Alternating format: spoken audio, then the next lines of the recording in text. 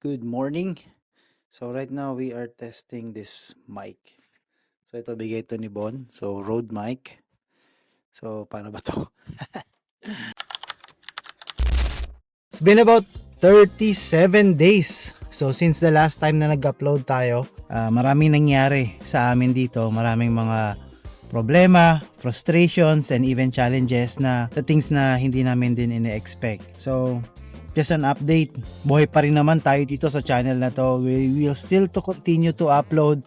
And also there are some messages na nagte-text sa akin, and I really appreciate dun sa mga nagme-message, lalo na yung mga nagtatanong ano pa rin yung magandang proseso dito sa Canada, yung mga nagtatanong regarding sa Manitoba Provincial Nominee Program, ganun din dun sa mga student na nandito. One thing is for sure, meron akong nakausap na nakapunta sila or makakapunta sila dito sa Canada through to the Provincial Nominee Program. So if ikaw nagbabala ka makapunta rin dito, try to check yung Manitoba Provincial Nominee Program. Try to increase your score, and who knows, baka si Manitoba rin ang makapagpapunta sa inyo as permanent resident. Very challenging ang Canada as of now, kaya hindi ako makapag-content regarding sa immigration kasi from time to time it change. Pero yun nga, dahil nga natagalan din kami mag-upload ng video, and even sa family, may mga talagang pangyayari lang talaga na hindi namin in-expect na ganun yung magiging turnout. So with the frustration, challenges, hindi talaga siya maiiwasan, darating at darating. And kung makikita mo dito sa mga susunod na video, kahit gaano kaganda yung maging buhay mo rito, or siguro in general, meron talagang pagsubok na talagang darating. And with those challenges din, no, one thing is for sure, a lesson learned. Sabi ko, a lesson learned is always a lesson to be shared. Problem is there, we just have to face it. Tapos may mga tao rin tayo na hindi natin ina-expect na sila yung totoong tutulong din sa atin.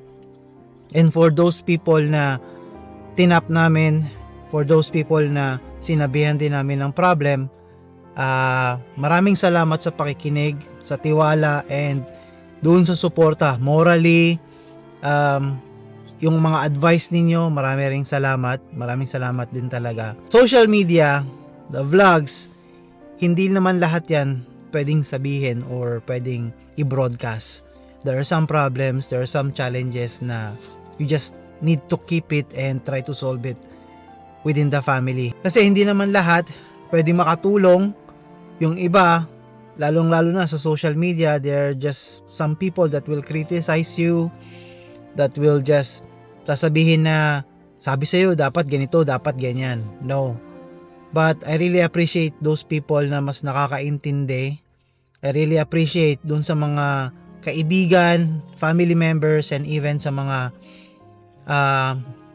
subscriber, meron din na, alam mo yun, from subscriber na naging kaibigan din, naging family friend na rin namin dito. And we really appreciate you from the bottom of our hearts. We really do appreciate dun sa mga ginagawa ninyo. And if you're watching this video, you know who you are, and we really appreciate. Darating yung time na rin siguro na kami naman yung magpe-pay forward dun sa mga kabutihan na ginawa ninyo. Ayan, isa rin din sa mga nangyari din for the past few months is that I got the first championship dito sa Maples Basketball. Wow! Team Ati! Let's give them a big round of applause. Of course. Ayan po. Talaga naman. Ang basketball nila ay team effort. Sila po talaga naglaro sa team. Congratulations.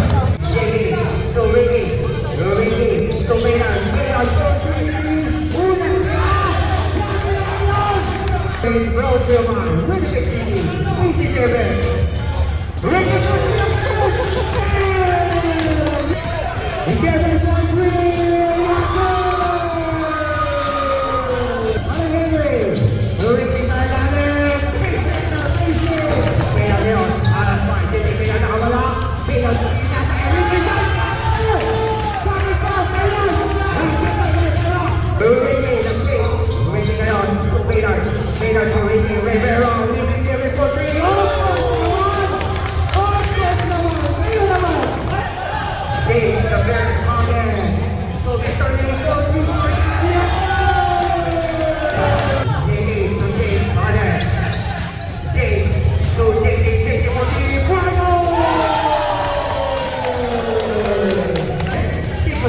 McDonald's, Philippines City.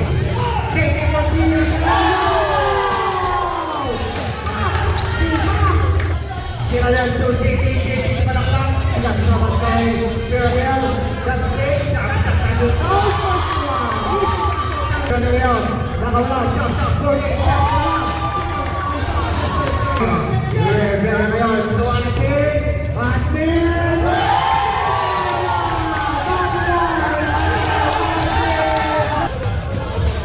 Kirayan. Tuan King. Ambil ngayon. Kirayan.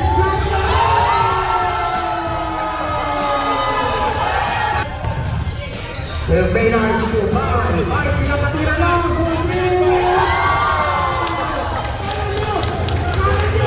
Again, bakit?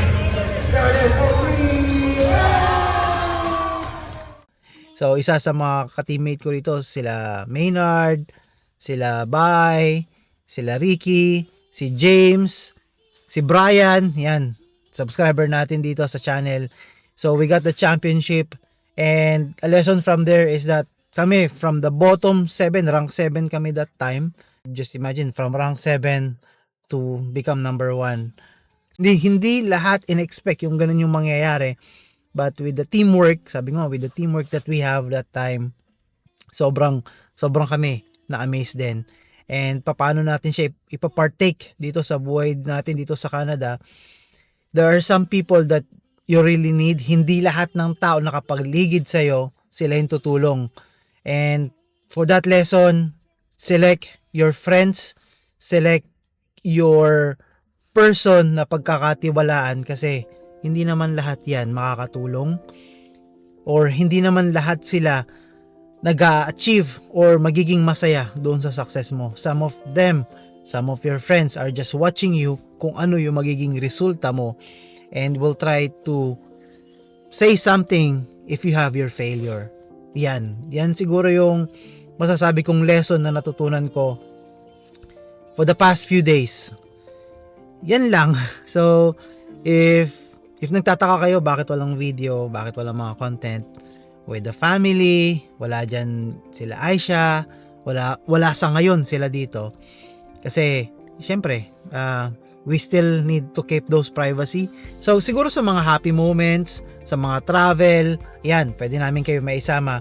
Pero when it comes to those problems, personal problems, these are the things na hindi broadcast. Only few people will be notify, or kung sino lang talaga yung pinaka-komportable namin na tao na mapag-share. I'm just touching base dun sa mga viewers natin, even dun sa mga subscriber, or if you're still there, maraming salamat sa pagsubaybay. May niluluto kami, may i-share din kami sa inyong magandang balita, or hindi naman sigurong magandang balita, but a new journey. So, we're cooking something na siguro ngayon hindi pa namin siya pwedeng ilabas yung video, kasi marami pang pwedeng mangyari. So we want to make it sure na okay na, finalize na before we share it to you. But again, marami pang challenges dito sa Canada, and if you are starting, or if you are here in Canada, kanya-kanya tayo ng problema, kanya-kanya tayo ng challenges na pasan. But sabi nga nung isang kaibigan namin, binigay sa atin ang problema hindi dahil gusto tayong pahirapan, pero binigay sa atin ang problema, binigay sa atin yung challenge kasi alam natin, or alam ni God or ni Lord na malalagpasan natin, or kakayanin natin yon, or yung problema na yon binigay sa'yo kasi ikaw yung taong makaka-handle nun. And that is something that we want to share with you sa mga susunod na video. But for now, ganito muna, talking head muna tayo. And siguro magbabasa na lang din ako ng isa sa mga comments na nakita ko rin dito recently. Sabi ni RJBBTV 959, ito yung video sa Pag-isipan Mabuti ang Pag-Canada, Vlog 66 of 2024. Rip off. Country taxes, extreme cost of living lead you to homelessness. Pulube sa madaling salita. Yan. So technically, kanya-kanya naman tayo ng mga point of preference, or kanya-kanya tayo ng mga pananaw. if people will say that this kind of comment, rip off, magiging pulubi ka dito sa Canada, then so be it. Hindi naman sila yung magbabayad ng bills mo, hindi naman sila yung magpapakain sa family mo. It's up to you how will you live your life here. Kung gusto mo ng simpleng buhay, you have the choice. Kung gusto mo ng marangyang buhay, you have the choice. But we should never judge yung mga taong pumapalag sa hamon ng buhay dito sa Canada. That's what I can say.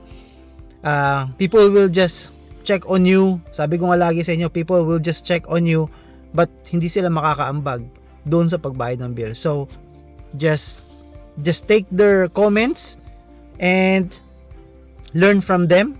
Pero, not necessarily na ganun lahat ang nangyayari dito sa mga tao sa Canada. There are some people talaga na tahimik lang na, alam mo yun, pumapalag everyday.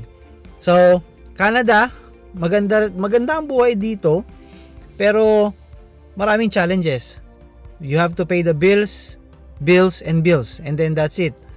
And I think one of the successful ka dito, or siguro sabihin na natin may peace of mind ka kapag yung bills mo every month is paid off, nakakakain yung family mo every day, na nakukuha or nabibili ng family or lahat tayo or sa mga tao, nabibili nila yung gusto nila every single month. I think that's for me, it's a success. It's not necessarily you have the good material things, house, kotse, travel, vacation. No. For me, success is something na malagpasan mo yung mga everyday challenges, and that's the best thing na siguro masasabi ko na you are successful in your own way. Yan. So, yan, kay RJ BBTV, maraming salamat sa comments mo. Maraming salamat sa comment. And will lead you homelessness daw, pulubi? I don't think so. Nasa tao lang din naman yan. Kung medyo, yan, nasa tao lang din naman yan. So, kanya-kanya tayo ng problema, kanya-kanya tayo ng challenges. But again, at the end of the day, ikaw lang din naman na makakasolve niyang problema mo with the help of your trusted friends. Yan. And so yan, maraming salamat sa pagsubaybay dito sa channel na to, at dito ko na lang muna tatapusin tong video na to. And for sure, marami pa tayong pagsubok, marami pa tayong challenges dito sa Canada. Laban lang, pagandahan na lang muna ng pagdala ng problema, and binigay sa atin yung problema, binigay sa atin yung challenges kasi alam natin or alam ni Lord na malalagpasan natin to. So again, maraming salamat sa pagsubaybay. Makitrip at makitravel dito sa buhay sa Canada, and we'll see you on to the next one. Peace.